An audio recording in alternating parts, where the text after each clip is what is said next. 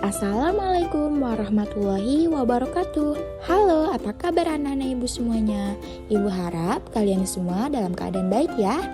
Nah, materi kita kali ini akan membahas tentang larutan elektrolit dan non-elektrolit. Sebelumnya, mari kita simak video berikut ini.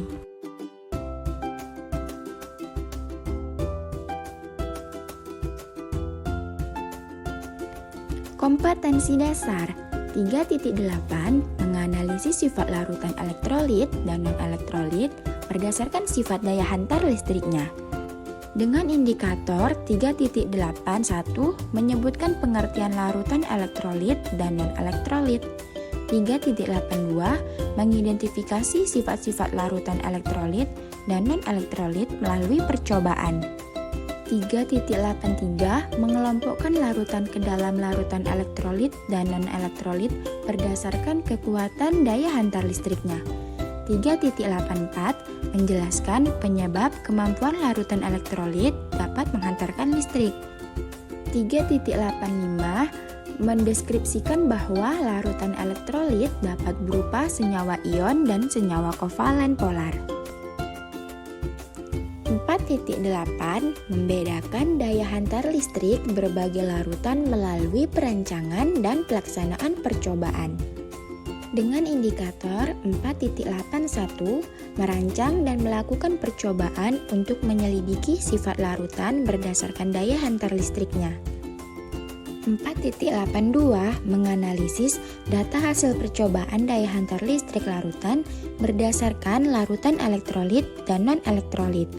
4.83 menyimpulkan sifat larutan berdasarkan daya hantar listrik larutan elektrolit dan non-elektrolit. Tujuan pembelajaran. Yang pertama, siswa mampu menyebutkan pengertian larutan elektrolit dan non-elektrolit. Yang kedua, siswa mampu mengidentifikasi sifat-sifat larutan elektrolit dan non-elektrolit melalui percobaan. Yang ketiga, siswa mampu mengelompokkan larutan ke dalam larutan elektrolit dan non-elektrolit berdasarkan daya hantar listriknya. Submateri yang kita akan bahas, yang pertama, mengenai pengertian larutan elektrolit dan non-elektrolit. Yang kedua, sifat-sifat larutan elektrolit dan non-elektrolit. Yang ketiga, larutan elektrolit dan non-elektrolit berdasarkan kekuatan daya hantar listriknya. Yang keempat, hubungan ikatan kimia dengan larutan elektrolit dan non-elektrolit. Yang kelima, larutan elektrolit dan non-elektrolit dalam kehidupan sehari-hari.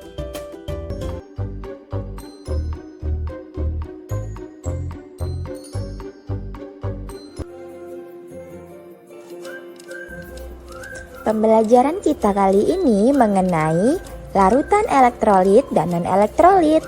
Nah, sebelumnya kita harus mengetahui apa sih artinya larutan? Ada yang tahu?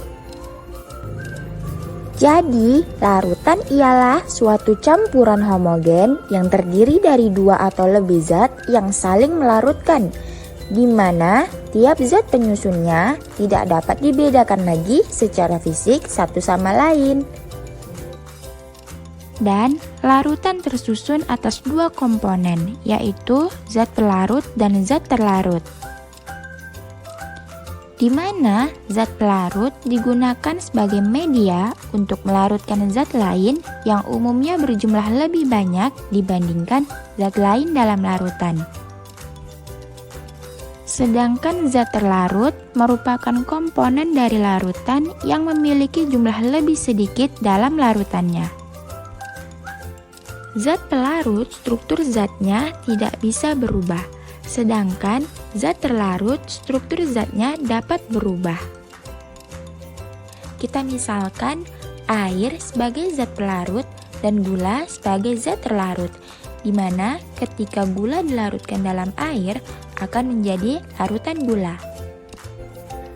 Nah, berdasarkan daya hantar listriknya, larutan terbagi menjadi dua, yaitu larutan elektrolit dan non-elektrolit. Larutan elektrolit itu apa sih? Jadi, larutan elektrolit merupakan suatu larutan yang dapat menghantarkan arus listrik. Sedangkan larutan non-elektrolit kebalikan dari elektrolit, di mana larutan ini merupakan suatu larutan yang tidak dapat menghantarkan arus listrik.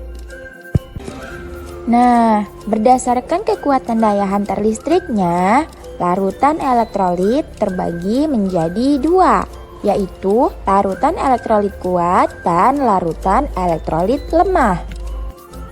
Izin bertanya, Bu.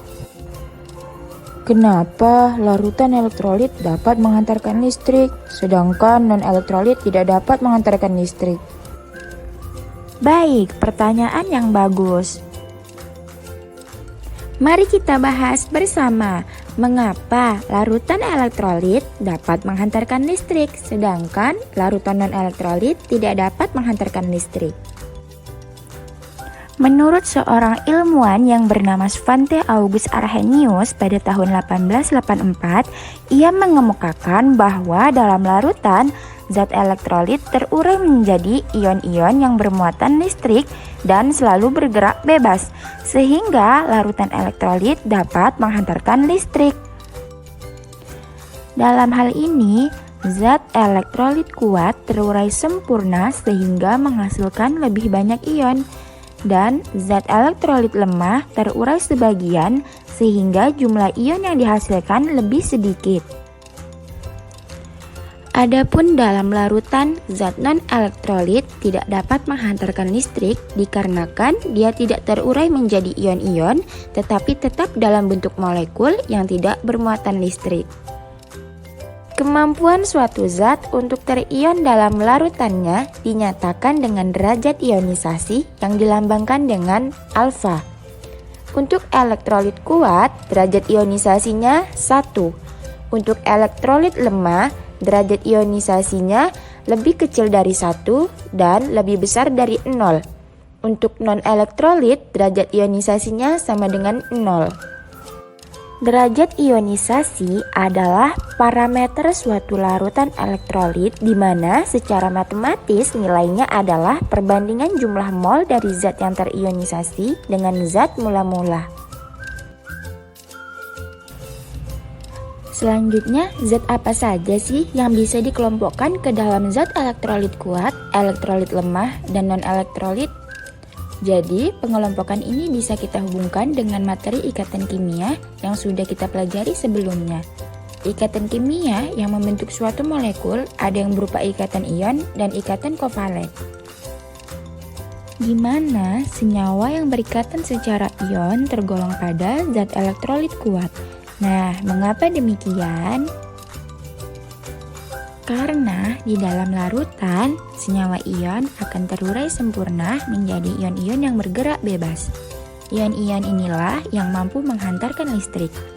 Dengan demikian, sangat jelas bahwa senyawa ion dapat membentuk larutan elektrolit kuat. Karena di dalam larutan senyawa ion akan terdisosiasi secara sempurna. Sedangkan senyawa ion dalam bentuk padatan, ion-ionnya tidak dapat bergerak bebas, melainkan diam pada tempatnya. Oleh karena itu, padatan senyawa ion tidak menghantarkan listrik. Akan tetapi, jika senyawa ion dalam bentuk lelehan dan larutan, maka ion-ionnya bergerak bebas, sehingga larutan dan lelehan dapat menghantarkan listrik. Adapun contoh senyawa ion yang tergolong pada zat elektrolit kuat yaitu NaCl, NaBr, CaCl2, dan BaCl2. Selanjutnya, senyawa yang berikatan secara kovalen terbagi atas kovalen polar dan kovalen nonpolar. Di mana dalam larutan senyawa kovalen polar mampu menghantarkan arus listrik dengan baik. Hal tersebut terjadi karena senyawa kovalen polar dalam air akan terdisosiasi menjadi ion-ion secara sempurna dan menghasilkan elektrolit kuat. Dan adapun senyawa kovalen polar yang tidak terdisosiasi secara sempurna dalam pelarut air, sehingga memiliki daya hantar listrik yang rendah. Hal ini dikarenakan dalam pelarut air hanya sedikit dari zat tersebut yang terdisosiasi membentuk ion. Maka, larutan yang dihasilkan elektrolit lemah. Untuk senyawa polar pada zat elektrolit kuat, contohnya HCl, HBr, Hi, HNO3, dan H2SO4. Dan untuk elektrolit lemah, contohnya HNO2, H3PO4, NH4OH, dan H2SO3. Jadi, untuk senyawa kovalen polar hanya dalam bentuk larutan yang dapat menghantarkan listrik.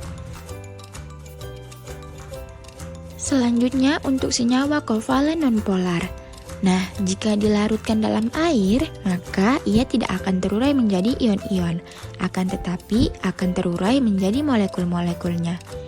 Jadi, di dalam larutan senyawa kovalen nonpolar tidak terdisosiasi. Maka, sifat larutan yang dibentuk oleh senyawa kovalen nonpolar ialah non-elektrolit. Nah, contohnya ada gula C12H22O11, urea CONH2 2 kali, dan glukosa C6H12O6. Untuk lebih memahami, mari perhatikan ilustrasi pengujian daya hantar listrik pada suatu larutan. Kita ambil sampel larutan garam, larutan cuka, dan larutan gula dengan menghubungkan baterai, lampu, kabel, dan elektroda, kemudian mencelupkan elektroda ke dalam masing-masing larutan. Mari kita lihat ilustrasi pada larutan garam. Nah, karena larutan garam ini menghasilkan ion dengan jumlah paling banyak, maka daya hantar listriknya paling kuat, sehingga nyala lampu yang dihasilkan terang dan muncul banyak gelembung gas. Hal ini membuktikan bahwa larutan garam bersifat elektrolit kuat. Mari kita lihat untuk larutan cuka. Nah, karena larutan cuka jumlah ion yang dihasilkan lebih sedikit, maka daya hantar listriknya lemah, sehingga lampu yang dihasilkan redup dan hanya sedikit terdapat gelembung gas. Hal ini membuktikan bahwa larutan cuka termasuk elektrolit lemah. Selanjutnya yaitu larutan gula. Nah, karena larutan gula ini tidak memiliki daya hantar listrik, sehingga lampu yang dihasilkannya tidak menyala dan tidak ada gelembung gas yang dihasilkan. Maka larutan gula ini termasuk non-elektrolit.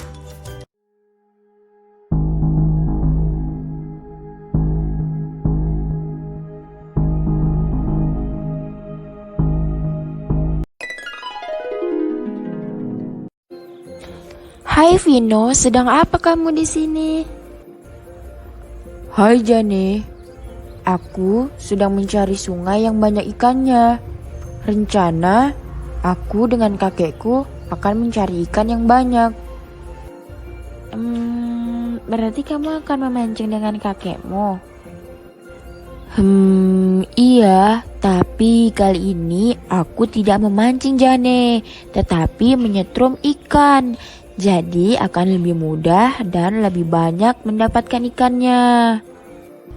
Hah? Menyetrum? Gimana jadinya nyetrum ikan di air?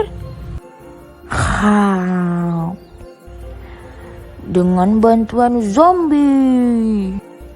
Vino.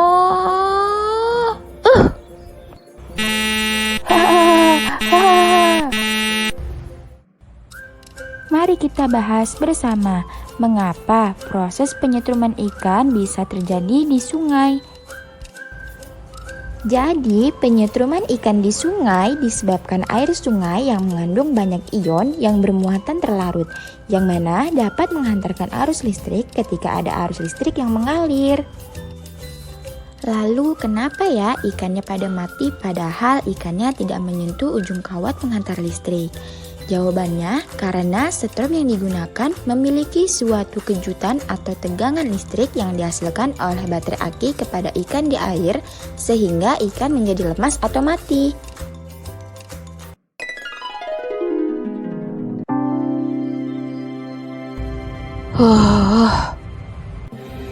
Kenapa kamu, Van? Aku habis berolahraga, jogging dari rumah ke stadion. Rasanya tubuhku masih capek, padahal aku sudah membeli es krim, tapi rasanya masih haus. Capek sekali.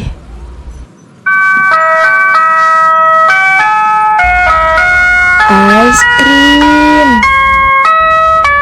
Hehe. Ya ampun, harusnya kamu minum minuman isotonik karena tubuh kamu kekurangan cairan. Oh ya, kenapa harus isotonik? Ya, betul. Kenapa harus minuman isotonik? Karena minuman isotonik merupakan jenis air minum pengganti ion tubuh dan termasuk jenis larutan elektrolit.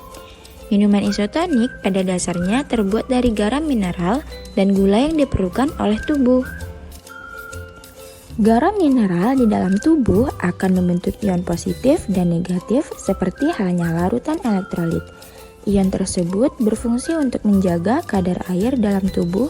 Dengan adanya ion, sel akan mudah mengatur keluar masuknya cairan. Lalu, bagaimana kita bisa kekurangan ion saat beraktivitas? Ion berperan untuk mengiring air menuju ke kelenjar keringat bila suhu tubuh kita mulai naik. Dan keringat akan membawa kalor dari tubuh dan melepaskannya ke udara, sehingga terdapat kulit dengan rasa asin. Dengan minuman isotonik dapat mengembalikan ion yang hilang dan dapat memberikan energi setelah beraktivitas.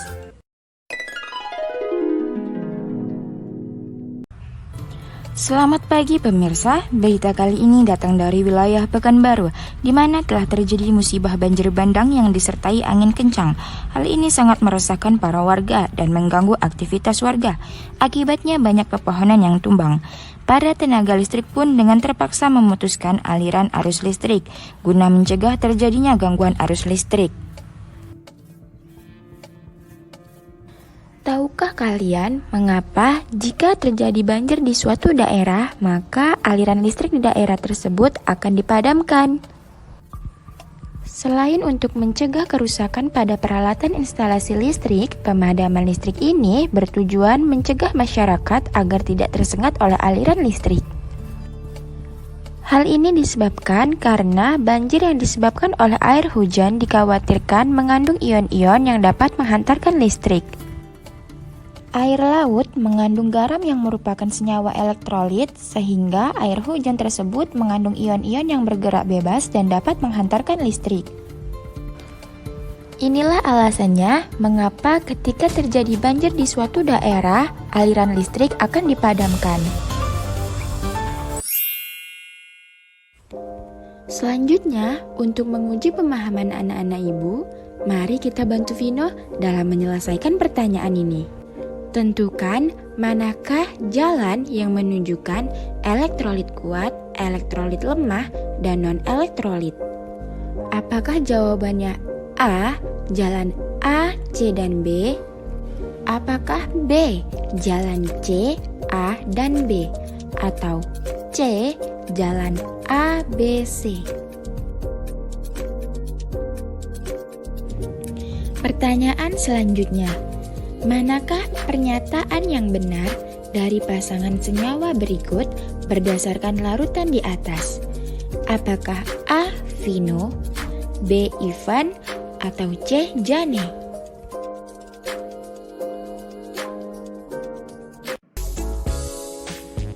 Pertanyaan ini dapat anak-anak ibu kerjakan di rumah. Jangan lupa mengulang pembelajaran serta membaca materi selanjutnya. Baiklah, semoga pembelajaran kali ini dapat bermanfaat dan ibu harap anak-anak ibu dapat memahaminya. Ibu akhiri, wassalamualaikum warahmatullahi wabarakatuh.